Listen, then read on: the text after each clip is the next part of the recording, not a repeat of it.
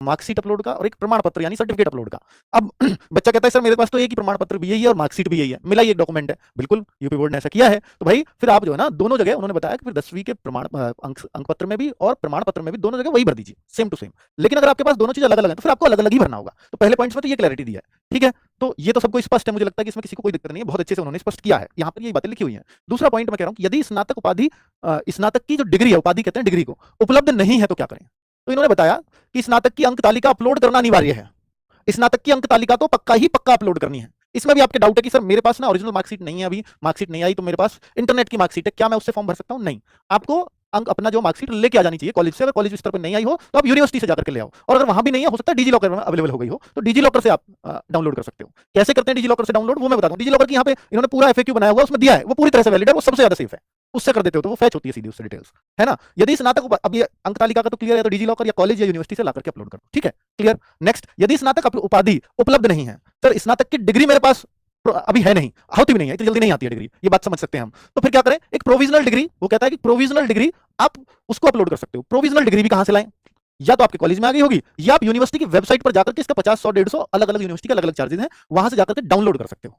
और वहां भी नहीं है तो डिजी लॉकर पे भी अपलोडेड है, तो डिजी लॉकर से भी ले सकते हो, वो भी पूरी तरह से वैलिड है, ठीक है। डिजी लॉकर का ऑप्शन बाद में बताऊंगा। तो आप अभी लिखो कि समीक्षा और शारीरिक मानक परीक्षण के समय, कह रहा है फिर जब आपकी ओरिजिनल है ना तो उस टाइम पे दिखा देना जब आपका मानक परीक्षण होगा। बहुत सारे बच्चों का एक और भी डाउट है कि सर हमने तो दोनों जगह ना स्नातक की अंक तालिका ही अपलोड कर दी है, तो क्या फॉर्म रिजेक्ट हो जाएगा? 100% नहीं होगा, मतलब आपका एडमिट कार्ड आएगा, और फिर जब ये डीवी में बात होगी तो डीवी में जाकर के दिखाओगे तो वो तब भी मान्य होगा। पर अगर आपने फॉर्म, अगर जो बाकी अदर ऑप्शन है पहले उन पे काम करिए, ये तो लास्ट ऑप्शन है कि दोनों जगह अंक तालिका आपने अपलोड कर दी है, लास्ट ऑप्शन है, तो लास्ट में ही रखिए। पर ऐसा कोई दिक्कत वाली बात नहीं है कि आपका कॉल लेटर ना आए या आपका एडमिट कार्ड ना आए, ऐसा नहीं होगा, फॉर्म पूरी तरह से एक्सेप्ट ही रहेगा। नेक्स्ट, महिला अभ्यर्थियों को आरक्षण के लाभ हेतु जाति प्रमाण पत्र पिता पक्ष से प्रस्तुत करने के संबंध में, बिल्कुल। तो भाई ये क्लैरिटी और दिया इन्होंने। तीसरा पॉइंट, डिग्री का क्लैरिटी हो गया, 10, 12 का अलग अलग मार्कशीट का क्लियर हो गया। और महिला अभ्यर्थियों को बहुत दिक्कत थी, वो कह रही थी सर पिता पक्ष से बन नहीं रहा है, क्या मैं पति पक्ष से बनवा करके, ससुराल से बनवा करके यहाँ का पटवारी आराम से बना दे रहा है, तो मैं उसको ना अपलोड कर दूं, क्या दिक्कत है? ये ना भर्ती बोर्ड ने एक गलती की है बड़ी, स्पेशली इसमें ओबीसी वाले बच्चे सबसे ज्यादा परेशान है, क्योंकि आपने 1 अप्रैल के बाद का मांग लिया। इसको मांगने की क्या जरूरत थी? पिता पक्ष के सब पे 3-3, 4-4 साल, 5-5 साल पुराने रखे हुए थे और चलते हैं सब जगह।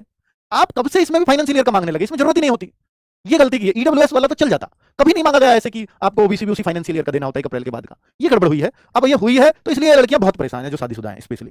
तो वो क्या करें, तो हमने ये भी पढ़ा, ये लेटर इसमें लिखा हुआ है कि यूपी की जितनी भी भर्ती हैं उन सब में पिता पक्ष का ही जो है, ससुराल पक्ष का नहीं चलेगा, पिता पक्ष का ही लड़कियों को बनवाना पड़ेगा, ये उसमें लिखा हुआ है।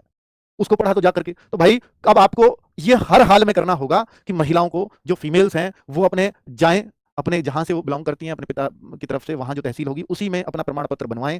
और अगर वो ना बनाए, बहुत सारे लोग कह रही हैं, बहुत सारी लड़कियां को हमें कॉल्स भी आ रहे हैं, मैसेजेस भी आ रहे हैं कि सर वहां से वो बना ही नहीं रहे हैं, वो कहते हैं अब आपके पति पक्ष से बनेगा। तो आप उनको ये लेटर जरूर दिखा देना, ये ऑफिशियल लेटर भी है शासनादेश। जब आप शासनादेश को दिखाएंगी तो उसको कोई झुठला नहीं सकता। भर्ती बोर्ड को वो एक बार को मना कर सकते हैं, भाई हमें नहीं मतलब भर्ती बोर्ड से,